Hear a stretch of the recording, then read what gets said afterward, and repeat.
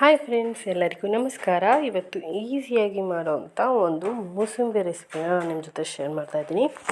ಹುಳಿಯಾಗಿರುವಂಥ ಮೂಸಂಬಿನ ತುಂಬ ಕಡಿಮೆ ರೇಟಲ್ಲಿ ತೊಗೊಂಬಂದುಬಿಡ್ತೀರಾ. ತುಂಬ ಸಿಹಿ ಇದೆ ಅಂತ ಅಂದ್ಕೊಂಡು ಆಮೇಲೆ ತಿನ್ನೋಕ್ಕೂ ಬರಲ್ಲ, ಎಸೆಯೋಕ್ಕೂ ಆಗಲ್ಲ ಅನ್ನೋ ಪರಿಸ್ಥಿತಿಯಾಗಿರುತ್ತೆ. ತಿನ್ನೋದಕ್ಕೆ ಹುಳಿಯಾಗಿರುತ್ತೆ, ತಿನ್ನೋದಕ್ಕೆ ಇಷ್ಟ ಕೂಡ ಆಗಲ್ಲ ಅಲ್ವಾ. ಅಂಥ ಮೂಸಂಬಿನ ಯೂಸ್ ಮಾಡಿ ಒಂದು ಈಸಿಯಾಗಿರುತ್ತೆ, ಸಿಂಪಲ್ಲಾಗಿರುವಂಥ ರೆಸಿಪಿನ ನಾನು ನಿಮ್ಮ ಜೊತೆ ಶೇರ್ ಮಾಡ್ತಾಯಿದ್ದೀನಿ. ಇವತ್ತು ತುಂಬ ಈಸಿ ಹಾಗೂ ತುಂಬ ಸಿಂಪಲ್. ಅದಕ್ಕಿಂತ ಮೊದಲು ಯಾರು ನನ್ನ ಚಾನಲ್ನ ಇದೇ ಫಸ್ಟ್ ಟೈಮ್ ನೋಡ್ತಾ ಇದ್ದೀರಾ, ದಯವಿಟ್ಟು ಲೈಕ್ ಮಾಡಿ ಹಾಗೆ ಶೇರ್ ಮಾಡಿ. ದಯವಿಟ್ಟು ಸಬ್ಸ್ಕ್ರೈಬ್ ಆಗಿ. ನೀವು ಸಬ್ಸ್ಕ್ರೈಬ್ ಆದರೆ ಇನ್ಸ್ಟೆಂಟ್ ಹಾಗೂ ಈಸಿಯಾಗಿ ಮಾಡುವಂಥ ಹಲವಾರು ರೆಸಿಪೀಸ್ಗಳು ನಿಮಗೆ ಪದೇ ಪದೇ ಹಾಕೋದ್ರಿಂದ ಸಿಗುತ್ತೆ. ಜೊತೆಗೆ ತುಂಬ ಈಸಿಯಾಗಿ ಮಾಡ್ಕೋಬೋದು ಕೂಡ. ಹಾಗಾದರೆ ಬನ್ನಿ ಇವತ್ತಿನ ರೆಸಿಪಿನ ಸ್ಟಾರ್ಟ್ ಮಾಡೋಣ. ನಾನಿಲ್ಲಿ ಒಂದೇ ಒಂದು ಹಣ್ಣನ್ನು ತೊಗೊಂಡಿದ್ದೀನಿ. ನೀವು ಬೇಕಿದ್ದರೆ ಜಾಸ್ತಿ ಕೂಡ ಮಾಡ್ಕೋಬೋದು, ಜಾಸ್ತಿ ಕ್ವಾಂಟಿಟಿಲಿ ಕೂಡ ಮಾಡ್ಕೋಬೋದು. ತುಂಬ ಈಸಿ ಹಾಗೂ ಗ್ಯಾಸ್ ಕೂಡ ತುಂಬ ಕಡಿಮೆ ಯೂಸ್ ಮಾಡ್ಬೋದು ಇದಕ್ಕೆ. ಇದನ್ನು ನಾನು ಸೆಂಟ್ರಲ್ಲಿ ಕಟ್ ಮಾಡ್ಕೋತಾ ಇದ್ದೀನಿ. ಈಗ ಇದನ್ನು ಸೆಂಟ್ರಲ್ಲಿ ಕಟ್ ಮಾಡ್ಕೊಂಡಿದ್ದೀನಿ. ಕಟ್ ಮಾಡಿ ಇದರಲ್ಲಿ ಒಳಗಿರುವಂಥ ಎಲ್ಲ ಬೀಜಗಳನ್ನು ತಕ್ಕೊಳ್ಳಿ. ಬೀಜಗಳನ್ನು ತೆಗೆದುಬಿಟ್ಟು ರಸನ ನೀವು ಬೇಕಿದ್ದರೆ ಸಪ್ರೇಟಾಗಿ ಹಿಂಡಿ ತೆಗೆದಿಟ್ಕೋಬೋದು, ಅಥವಾ ಹಾಗೆಯೇ ನೀವು ಡೈರೆಕ್ಟಾಗಿ ಯೂಸ್ ಮಾಡ್ಬೋದು.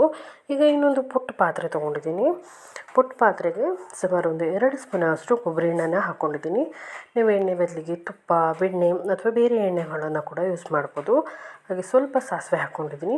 ಸಾಸಿವೆ ಚಟಪಟ ಅಂತ ಫ್ರೈ ಆಗ್ತಾ ಇರಬೇಕಾದ್ರೇ ಒಂದು 7-8 ಬೆಳ್ಳುಳ್ಳಿ ಹೆಸಳನ್ನು ಹಾಕ್ಕೊಂಡಿದ್ದೀನಿ.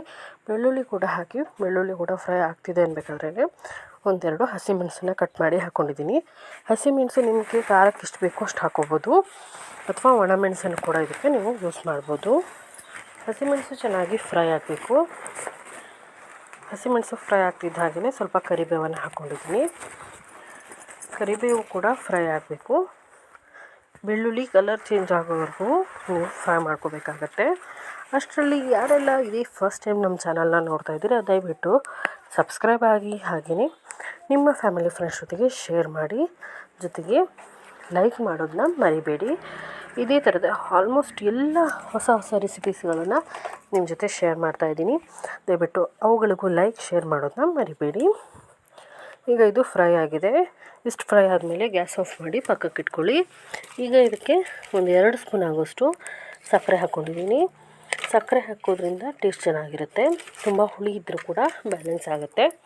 ಹಾಗೆ ರುಚಿಗೆ ತಕ್ಕಷ್ಟು ಉಪ್ಪು ಹಾಕ್ಕೊಂಡಿದ್ದೀನಿ. ಈಗ ಇದಕ್ಕೆ ಏನು ಹುಳಿಯಾಗಿರೋಂಥ ಮೂಸಂಬಿ ಅಥವಾ ಕಿತ್ತಲೆ ಇರುತ್ತಲ್ಲ, ಅದನ್ನು ನಾನು ಹಿಂಡ್ಕೊತಾ ಇದ್ದೀನಿ. ಬೀಜನ ತೆಗೆದುಬಿಟ್ಟು ಹಿಂಡ್ಕೊಳ್ಳಿ. ಈಗ ಇದನ್ನು ಹಿಂಡಿದ್ದಾಗಿದೆ. ನಾನಿಲ್ಲಿ 2 ಭಾಗವನ್ನು ಹಿಂಡ್ಕೊಂಡಿದ್ದೀನಿ.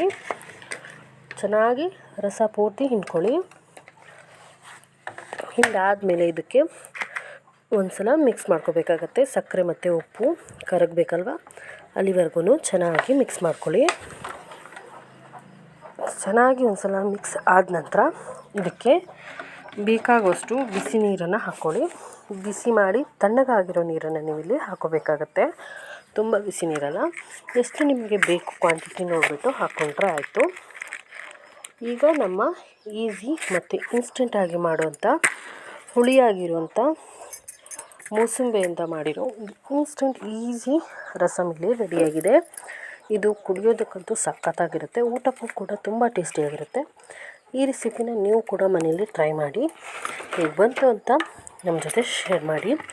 ಹಾಗೆಯೇ ಇದೇ ಫಸ್ಟ್ ಟೈಮ್ ನೋಡ್ತಾ ಇರೋರು ದಯವಿಟ್ಟು ಸಬ್ಸ್ಕ್ರೈಬ್ ಆಗಿ, ಹಾಗೆಯೇ ನಿಮ್ಮ ಫ್ಯಾಮಿಲಿ ಫ್ರೆಂಡ್ಸ್ ಜೊತೆಗೆ ಶೇರ್ ಮಾಡೋದನ್ನ ಮರಿಬೇಡಿ. ಇದೇ ಥರದ ಹಲವಾರು ರೆಸಿಪೀಸ್ಗಳನ್ನು ವಿಡಿಯೋದ ಕೊನೆಯಲ್ಲಿ ಕೊಟ್ಟಿರ್ತೇನೆ, ಅವುಗಳನ್ನು ನೋಡಿ ಅವಕ್ಕೂ ಶೇರ್, ಲೈಕ್ ಮಾಡೋದನ್ನ ಮರಿಬೇಡಿ. ದಯವಿಟ್ಟು ಸಬ್ಸ್ಕ್ರೈಬ್ ಆಗಿ ಸಪೋರ್ಟ್ ಮಾಡಿ ಅಂತ ಹೇಳ್ತಾ ಇನ್ನೊಂದು ಹೊಸ ರೆಸಿಪಿ ಜೊತೆ ಮತ್ತೆ ಸಿಗ್ತೀನಿ. ಅಲ್ಲಿವರೆಗೂ ನಮಸ್ಕಾರ.